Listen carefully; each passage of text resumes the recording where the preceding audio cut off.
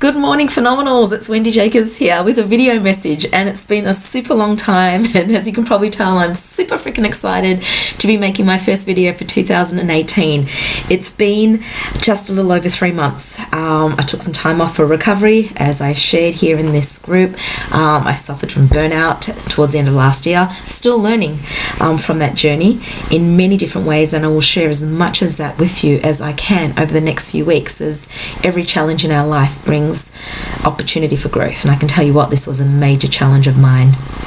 Okay, so I was having a little bit of think about what it was I wanted to share with you in my first video, and the word manifestation was what was popping into mind. Manifestation and shadow, and I'm going to tell you a little bit how these two come together in a moment. So last year, I spent most of the year putting videos out here about breakups, about healing after a breakup, about self-love and how to create amazing relationships. So much joy came from that for me. In the background, in my own personal life, I was delving into the shadow aspects of who I am. That was quite a journey and continues to be. And it revealed so much to me, which I want to start sharing with you guys here. I want to share something that really captured my attention at the beginning of my journey into looking at my shadow aspects and why this is important. Okay, so at the beginning of last year, I was in this place of basically, as a good friend of mine put it, being a good girl is overrated. It felt like I had done all the right things in my previous relationships, and somehow they still hadn't worked out the way that I had dreamed for them to be, and really I had manifested the relationship that I most desired. And I had to come to an understanding about what that was really about and look deep within myself, understanding that our reality is a projection of our inner world, that we create our experiences. It didn't make sense to me that I had focused on this topic to help so many other couples break through, did the best that I could, but still my external reality, I thought at the time, did not reflect my internal reality. What was experienced on the outside was definitely not what I wanted. So 2 things came with this. I came to discover that there were deeper things for me to look at, the unconscious aspects of myself that were unresolved, that I hadn't looked at, that were creating patterns in my relationship, which in turn was creating pain in my relationship. That took me into a journey of looking into the shadow aspects of who I am. I can fully admit that journey was not pleasant, and at times was quite painful, but I can tell you what, it has been well worth it, a true eye-opener, and has helped me not only manifest a wonderful relationships where I'm able to consciously relate with my partner, but also understand many of the patterns that my clients experience in relationships and how to break those patterns, as I had to go through that journey myself. So I want to start with manifestation, because it was this statement that caught my attention just about this time last year. And the statement was, the greatest pitfall to manifestation is emotional bypassing. It sort of went like that, right? That statement, it sent shudders through my body. It hit me hard, because in that moment, I suppose I could fully own that I was a classic, if not the best emotional bypasser or spiritual bypasser.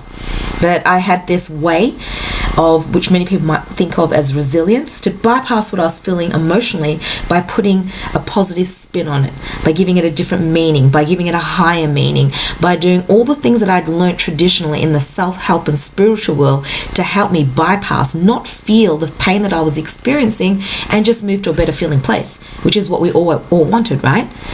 And so this worked for me, it seemed, for a few years. At least it felt that I had a sense of control over what I was feeling. But what was really happening is that I was not truly healed from some of these wounds. I was basically putting a band-aid over it or pushing it down further. And as a result, whatever you resist, whatever you disown, whatever you try and push away doesn't just disappear, it goes into your unconscious mind. And then what starts to happen, it starts to be reflected back to you or attracted by you in your external reality. So this caught my attention, emotional bypassing. And I thought, that's the greatest pitfall to manifestation. Is that why I don't have the relationship that I desire? Because I emotionally bypass? I didn't quite understand at the time what that meant, except that it meant that rather than feel the pain and resolve the pain, or dissolve the pain. I was just bypassing the pain and trying to look at my life, created another perception of the current reality to make myself better. Okay, so for those of you that are familiar with shadow, you'll know that this doesn't work very well. And for some of you, what I'm sharing right now might actually be awakening a part of you that is grabbing your attention, think, well, what is she talking about? So I spent some time writing an article about this very topic, about what is shadow work, what is this thing that we call emotional bypassing, and manifestation. What is manifestation? I put a blog out last week where I shared a story of a client of mine who said to me, everyone talks about this law of attraction, right? And it really, really makes me angry. It makes me angry to think that this person who she's in a relationship with, who is really quite horrid to her, is a reflection of who she is. She just absolutely denied that. She's like, I am not that person. And I know that many of you right now are probably having that same thought or have had experiences like that, where you can think of really horrible people and think, I am nothing like them. And yes, I think this is where the law of attraction sometimes gets misinterpreted, where people start to think that this means that I'm a horrible person. What it means is that we all have aspects of ourselves that can be horrible, but we also have things that are not resolved, that we've pushed down deep into our subconscious. So let's just say you grew up in a family where anger wasn't okay.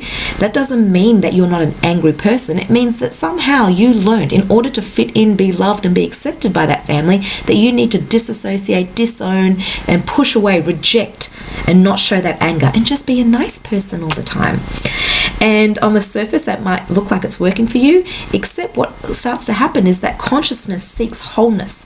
And as a result of that, you find yourself magnetically attracted in the external world to someone that shows anger, to a man that shows anger, for example. So you see women in a pattern sometimes of attracting what looks like their opposite, but really it is the disowned aspect of themselves. And what is really happening is that we have this pull, because the purpose of our soul is for self-actualization. We have this pull for wanting to commune with this person, to learn how to love externally, the anger, for example. Learning how to love externally what we refuse to love and look at and disowned in ourselves, what we push away. And whatever we push away is really self-hate. It's essentially self-hate. So this process of being able to love something in someone else that you can't in yourself allows for the consciousness a way to start to become whole, right? But as you can see, it creates a problem. There's an imbalance going on, right? We're not owning all of who we are, which is what true self-love is. And this is really, basically, this stems from the process of socialization. In today's world, we are taught to make an enemy of our emotions. We are taught that certain emotions are good and certain emotions are bad. So show the good ones and you're a good person, and disown the bad ones and that makes you a good person, right? Wrong. Okay, this is about not making an enemy of your emotions. This is about love, acceptance, understanding, pulling yourself in close and learning to integrate all parts of who you are so that you become more whole and able to better manifest what it is that you truly desire in relationships and in the world. Now, I know I rambled a bit in this video, and some of you might be confused by what I've shared. If it struck your attention and you want to know more, private message me. I'd love to have a chat, see how I can help, or comment yes below, and I have an article that I wrote specifically on this topic for those of you that are wanting to know how to manifest the relationship that you desire. I will very happily forward that article to any of you guys that comment yes. Share this video if you think someone else will help. I'm so happy to be back here making my first video for 2010, and as always guys, live consciously and filled with love. Mwah.